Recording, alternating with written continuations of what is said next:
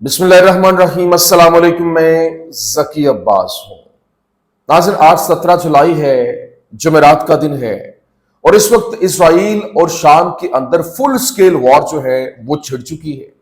جس طریقے سے گزشتہ رات کو اسرائیل کی جانب سے شام کے اوپر حملے کیے گئے، اور یہ حملے ایسے ویسے نہیں تھے بلکہ ڈائریکٹلی شامی صدارتی محل کے اوپر حملہ ہوا، اور نہ صرف یہ بلکہ جنرل سٹاف کا ہیڈ کوارٹر جو ہے اس کو نشانہ بنایا گیا، فوجی ہیڈ کوارٹر جو اس کو اڑا دیا گیا۔ وہاں پر اس طرح سے بڑے پیمانے کے اوپر لارج سکیل اٹیکس جو ہیں وہ ہوئے۔ لیکن ساتھ ہی ساتھ جو شامی صدر الجولانی ہے اس کے قتل کی خبر ہے، اس کو لے کر باقاعدہ طور پر اسرائیلی وزیر کی جانب سے ایک بڑا دعویٰ کیا گیا ہے۔ یہ دعویٰ کیا ہے اور کس طریقے سے یہ ساری کی ساری پلاننگ جو ہے وہ ترتیب دی گئی ہے، اور اس کو لے کر باقاعدہ طور پر اب ترک فوجیں جو ہیں وہ بھی میدان میں ہیں، کیونکہ ترک فوجیں پہلے بھی وہاں پر موجود تھی اور وہ ہائی الرٹ کے اوپر ہیں۔ لیکن پہلا جو جوابی حملہ ہے وہ شامی فورسز کی جانب سے وہ بھی کیا گیا ہے، اور پھر اب شامی فوج کی جانب سے گولان ہائٹس کے اوپر چڑھائی کے حوالے سے خبریں جو ہے وہ سامنے آ رہی ہیں۔ یہ کیا معاملہ ہے یہ آپ کے سامنے رکھنا، اور کس طریقے سے یہ گریٹر اسرائیل کا پلان جو ہے وہ اس کو ترتیب دینے کی طرف جو ہے وہ ایک بڑا سٹیپ لیا گیا ہے۔ حالانکہ امریکہ بظاہر یہ کہہ رہا ہے کہ اس نے جو اسرائیل کو روکا کہ وہ اس طرف نہیں جائے، لیکن اسرائیل نے اس کی بات نہیں مانی۔ لیکن ایسا کیسے ہو سکتا ہے کہ اسرائیل جو ہے وہ امریکہ کی بات نہیں مانے؟ تو یہ کیا واقعی میں ملی بھگت ہے یا پھر ایک پوری کی پوری یوں کہہ لیں کہ بغاوت کے ساتھ یہ ساری کی ساری گیم ہوئی ہے؟ یہ بڑی اہم سوری ہے، یہ آپ کے سامنے رکھنا۔ اور پھر جو یمن کی جانب سے زبردست قسم کے حملے جو ہیں وہ جاری ہیں، اور جو اسرائیل کی طرف جانے والے جو بحری جہاز ہیں کیسے اب انہوں نے سمندر سے گزرنے سے ہی انکار کر دیا، اور کیونکہ وہاں پر جو جہاز سمندر کے اندر جو ہے وہ غرق کیے جا رہے، اور باقاعدہ طور پر ایسے حملے جس نے پوری دنیا کی معیشت کو ہلا کے رکھ دیا، اور اسرائیلی معیشت تو یہاں پر ڈائریکٹلی اس وقت ان حملوں کی زد میں ہے اور ہٹ ہوتی ہوئی دکھائی دے رہی ہے۔ کیسے؟ یہ تمام تر ڈیٹیلز ون بائی ون آپ کے سامنے رکھتے ہیں۔ اچھا، لیکن سب سے پہلے تو میں آپ کو ایک بات بتاؤں، دیکھیں جو شام ہے، شام کو صرف شامی ہی بچا سکتے ہیں۔ شام کو اس تقسیم سے بچانے کا ایک ہی طریقہ ہے کہ وہ اپنے دلوں سے تقسیم نکال دیں۔ شام جسمانی طور پر یعنی فزیکلی آپ اس کی بات کریں تو وہاں پر تقسیم ہونے سے پہلے اس وقت ہر شامی کے دل میں تقسیم ہے۔ شامیوں کو اس کی بڑی تصویر دیکھنا ہے، بڑے کینوس کے اوپر اس کو دیکھنا ہوگا کہ ان کے ساتھ کیا ہو رہا ہے، جس طرح ان کے آباء و اجداد نے 100 سال پہلے دیکھا تھا۔ تکفیریت اور فرقہ واریت کو ختم کرنے اور پھر شامی اخوان المسلمین کو فروغ دینے والی جو نئی عظیم شامی بغاوت کے بغیر شام کی موجودہ تقسیم شدہ کمزور متحارب ریاست ہمیشہ کی طرح قائم رہے گی۔ اس بار شامیوں کے لیے یہ سمجھنا مشکل ہے کہ ان کے ساتھ کیا ہو رہا ہے۔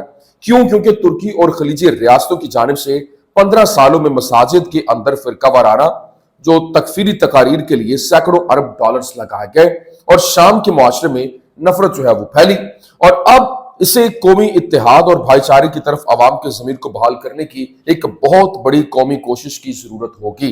لیکن یہاں شامی ریاست جس طرح سے فال آف سیریا ہوا، اس کے 5 ماہ کے بعد اسرائیل کے وزیر خزانہ بیزلال سموٹرچ نے کھلے عام یہ اعلان کیا کہ علاقائی جنگ پہلے جو ہے وہ ختم نہیں ہوگی، شام کو ختم کرنا ہوگا، اور یہ ایک نیا جنگی ہدف ہے جسے شامل کیا گیا ہے۔ اب ایک ایسا موقع جہاں اسرائیل جو ہے وہ بڑی چیزیں حاصل کر سکتا ہے، جو کہ اس کے اندرونی حصے کو لبنان، غزہ اور ایرانی فائلوں سے بیچ سکتا ہے۔ اس حوالے سے اس نے کہا کہ میں یہاں سے تمام تر معاملات کو ڈیل کروں گا اور خود یہ سارے کے سارے معاملات کو لے کر چلوں گا۔ شام کو ختم کرنا تاکہ اسے مستقل طور پر کمزور اور معذور ریاست بنایا جا سکے، بالکل وہی منصوبہ ہے جو 1920 کے اندر فرانسیسی جنرل گوراؤڈ کی جانب سے دیا گیا تھا، اور اس کے اہداف بھی وہی تھے۔ اور اسرائیل ڈسمینٹلنگ کیسے حاصل کر سکتا ہے؟ شفٹرز کا جو استعمال کر کے، اور تمام فرقوں کے جاسوس جو دوسرے فرقوں پر آگ پھونکتے ہیں اور آگ لگاتے ہیں، فرقہ وارانہ جو زبان استعمال ہوتی ہے، فرقہ وارانہ قتل و غارت جو ہوتا ہے، نفرت کو بھڑکایا جو جاتا ہے، اس طرح سے وہ آپ کی قوم کو تقسیم کرتے ہیں۔ لیکن ابھی جو شام کے صدر الشریع جو ہے، شامی صدر الجولانی، اس کے قتل کو لے کر جو ہے وہ جس طرح سے اسرائیل کے اندر بازگشت ہے اور خبریں سامنے آ رہی ہیں وہ بڑی حیران کن ہے، کیونکہ اس وقت بیسیکلی جس طرح سے ایک رجیم چینج کے حوالے سے خبریں سامنے آئیں اور اس کے بعد اس نے پھر اسرائیل کو تسلیم کرنے کی بھی بات کی، تو اچانک سے ایسا کیا ہو گیا کہ اسرائیل جو ہے وہ اسی کے در پہ ہو گیا۔ اب شام کے صدر احمد الشرع کو قتل کرنا ہی واحد حل ہے۔ ہمیں صرف ایک چیز کی ضرورت ہے، اسے ختم کرنا ہے۔ ہمیں شام کا سر کچلنے کی ضرورت ہے۔ اسرائیلی قومی سلامتی کے وزیر اعتماد بن گویر نے شامی صدر کو قتل کرنے کی دھمکی کے ساتھ ایک بڑا دعویٰ کیا۔ اسرائیل کے نیشنل سیکورٹی کے وزیر اعتماد بن گویر نے کہا کہ شامی صدر احمد الشرع کے ساتھ واحد حل یہ ہے کہ اسے ختم کیا جائے۔ Social media platform X پر جاری بیان میں بن گویر نے کہا کہ شام سے آنے والی ہولناک تصاویر ایک ہی بات ثابت کرتی ہیں، جو ایک بار جہادی ہو وہ ہمیشہ جہادی ہی رہتا ہے۔ جو لوگ قتل کرتے ہیں، مونچھیں منڈواتے ہیں، تضحیک آمیز سلوک کرتے ہیں اور زیادتی کرتے ہیں، ان سے مذاکرات نہیں کیے جا سکتے۔ بن گویر نے مزید کہا کہ میں اسرائیل میں رہنے والے دروز شہریوں سے محبت کرتا ہوں، ان کو گلے لگاتا ہوں اور کہتا ہوں کہ ہمیں شام کا سر کاٹ دینا چاہیے۔ یہ تو جناب والا یہ ان کی جانب سے ایک پوری کا پورا ایک کینوس جو ہے وہ سامنے رکھ دیا گیا۔ پہلے دن سے میں ایک بات کرتا آ رہا ہوں کہ چاہے آپ آپس میں تقسیم رہیں، کیونکہ ڈیوائڈ اینڈ رول کی پالیسی تو ہمیشہ سے چل رہی ہے۔ جو سامراجی قوتیں ہیں وہ کرتی یہ ہیں کہ آپ کو ڈیوائڈ کر کے رول کرتی ہیں، اور اسی طرح سے فرقہ وارانہ فسادات جس طرح سے برپا کیے گئے، مسلمانوں کے اندر جس طرح سے تقسیم کر دی گئی، وہ صرف اور صرف اپنے مقاصد کے لیے۔ ابھی جس طرح سے حملے ہوئے، کل شامی سفارتی محل کے اوپر بمباری ہوئی، اور پھر جو اس وقت باقاعدہ طور پر جو شامی صدر جو احمد الشرع ہے اس کو باقاعدہ طور پر وارن کیا گیا اور کہا گیا کہ اسرائیل کے صدارتی محل پر حملے کے بعد ترکیہ نے شام کے صدر کو محل خالی کرنے کا کہا، مگر اس نے وہاں سے جانے سے انکار کر دیا۔ شامی میڈیا نے دعویٰ کیا، اس نے کہا کہ میں دمشق چھوڑ کر کہیں نہیں جاؤں گا، شامی سرزمین کے ایک ایک انچ کی حفاظت کریں گے۔ اب دیکھنا یہ ہے کہ اللہ کرے کیسا ہو۔ پھر اس نے اس کے بعد خطاب بھی کیا، اور جو خطاب تھا بڑا نبات اللہ خطاب تھا، اور ایسا ہونا ہی چاہیے تھا، کیونکہ شامیوں نے اس نے کہا کہ شامیوں نے اپنی طویل تاریخ میں تقسیم کی تمام اقسام کو مسترد کیا ہے، اور ہم اس سرزمین کے بیٹے ہیں، اور اسرائیل کی طرف سے ہمیں ٹکڑے ٹکڑے کرنے کی کوششوں پر قابو پانے کی سب سے زیادہ صلاحیت رکھتے ہیں۔ شام بیرونی سازشوں اور دوسروں کے عزائم کے امتحان گاہ نہیں ہے۔ ایک نئے شام کی تعمیر کے لیے ہمیں اپنے ملک کے ارد گرد متحد ہونے کی ضرورت ہے۔ ہم ہمارے دروز بھائی قوم کے تانے بانے کا ایک لازمی حصہ ہیں، اور ان کی حفاظت ہماری ترجیح ہے۔ ہم نے سیکورٹی بحال کرنے کے لیے کچھ مقامی دھڑوں اور عقل مند بزرگوں کو کام کرنے کا فیصلہ کیا۔ ہم اسرائیل کے ساتھ جنگ کے انتخاب یا دروز کے بزرگوں کو معاہدے تک پہنچنے کے لیے جگہ دینے کے لیے درمیان تھے، اس لیے ہم نے وطن کی حفاظت کا انتخاب کیا۔ اسرائیلی وجود ناکارہ حکومت کے خاتمے کے بعد سے ہماری سرزمین کو تنازعات کی سرزمین میں تبدیل کرنے اور ہمارے لوگوں کو ختم کرنے کی کوشش کر رہا ہے۔ ہماری سرزمین میں دوسروں کے عزائم کو عملی جامہ پہنانے کی کوئی جگہ نہیں ہے، اور ہم شام کا وقار بحال کریں گے، اور ہمیں قومی مفاد کو ترجیح دینا چاہیے۔ تو یہ تو اس کی جانب سے سپیچ کی گئی، لیکن یہاں پر سپیچ تو اچھی تھی، اب وہاں پر جو ایک فرقہ وارانہ اور تکفیری جو ایک نعرے لگائے جاتے ہیں، وہاں پر اس کو ختم کرنے کی اور قومی یکجہتی پیدا کرنے کی ضرورت ہے، کیونکہ جس طرح سے جو ہے وہ وہاں پر شامی جنگجو جو ہے وہ کبھی دروز کے اوپر، کبھی کس کے اوپر، کبھی کس کے اوپر، وہاں پر ایک ہاہاکار مچی ہوئی ہے۔ تو یہ چیز جو ہے وہ بڑی امپورٹنٹ ہے کہ اس کے اوپر کنٹرول کیا جائے۔ لیکن ابھی اسرائیل اور اس کی حمایت یافتہ جو ملیشیا اس کے ساتھ حالیہ جھڑپوں میں اب تک 700 اہلکار جو ہیں وہ موت کی وادی میں جا چکے ہیں۔ شامی وزارت دفاع کی جانب سے یہ بتایا گیا، اور ترکی کے جنگی طیارے شام کی سرحد پر پروازیں کر رہے ہیں۔ شام کے دارالزور میں اسرائیلی حملوں کے خلاف رات کے بڑا احتجاجی مظاہرہ ہوا، نوجوان سڑکوں پر نکل آئے اور جہاد کے نعرے لگائے، لیکن جو شامی سیکورٹی فورسز نے تمام جو شرپسند اور جو دیگر مجرمانہ ریکارڈ رکھنے والے عناصر تھے ان کو شہر سے نکالنے کے حوالے سے خبریں سامنے آ رہی ہیں۔ الجزیرہ یہ رپورٹ کر رہا ہے، لیکن بتایا گیا کہ اس وقت جو کشیدگی کم کرنے کی کوششیں ہو رہی ہیں، اور امریکہ جو ہے اس کی جانب سے باقاعدہ طور پر اس حوالے سے خبریں جو ہے وہ سامنے آئیں، لیکن ایران کی شام پر اسرائیلی حملوں کی شدید مذمت جو ہے وہ بھی سامنے آئی ہے۔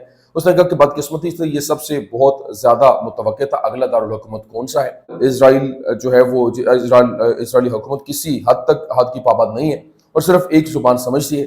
خطے سمیت دنیا کو اس جارحیت کے خاتمے کے لیے متحد ہونا چاہیے، اور ایران شام کی خود مختاری اور علاقائی سالمیت کی جو حمایت کرتا ہے اور ہمیشہ شامی عوام کے ساتھ کھڑا رہے گا۔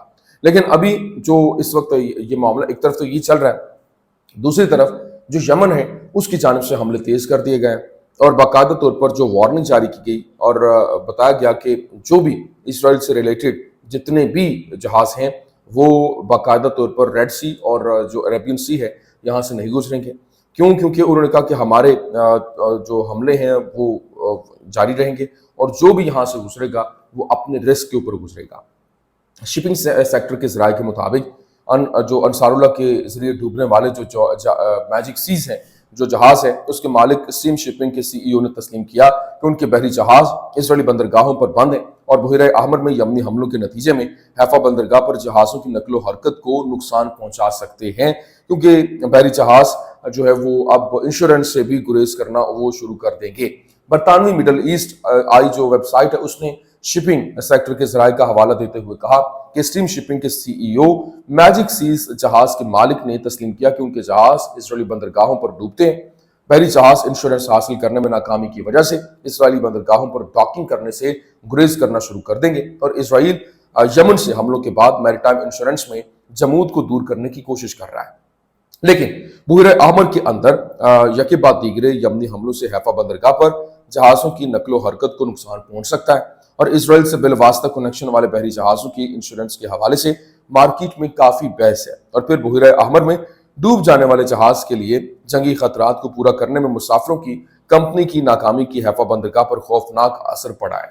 لیکن یمنی جو مسلح افواج ہیں اس کی جانب سے کہا گیا کہ وہ بحیرہ احمر اور بحیرہ عرب کے اندر اسرائیلی نیویگیشن کی نقل و حرکت کو روکتے رہتے ہیں اور وہ اپنے انتباہ کی تجدید کرتے ہیں کہ ان کمپنی کے جہازوں کو نشانہ بناتے ہیں جو مقبوضہ علاقے کے اندر بندرگاہوں کی طرف کو ڈیل کرتے ہیں، چاہے ان جہازوں کی منزل کچھ بھی ہو. ہم غزہ کی جو حمایت ہے وہ جاری رکھیں گے اور اس کے ساتھ کھڑے ہیں. اور پھر انہوں نے کہا کہ وہ کارروائیاں اس کے خلاف جارحیت کے خاتمے اور اس سے محاصرہ ختم کرنے کے علاوہ نہیں رکیں گے. تو یہ جناب والا اس وقت کا سینیریو تھا، یہ اس وقت کی کچھ اہم ترین اپڈیٹس تھیں. میں نے کہا میں آپ کے سامنے رکھ دوں. امید کرتے ہیں ویڈیو آپ کو پسند آئی ہوگی. پسند آنے کی صورت میں لائک کیجیے، شیئر کیجیے اور ہمارے چینل کو سبسکرائب کرنا مت بھولیے گا. شکریہ.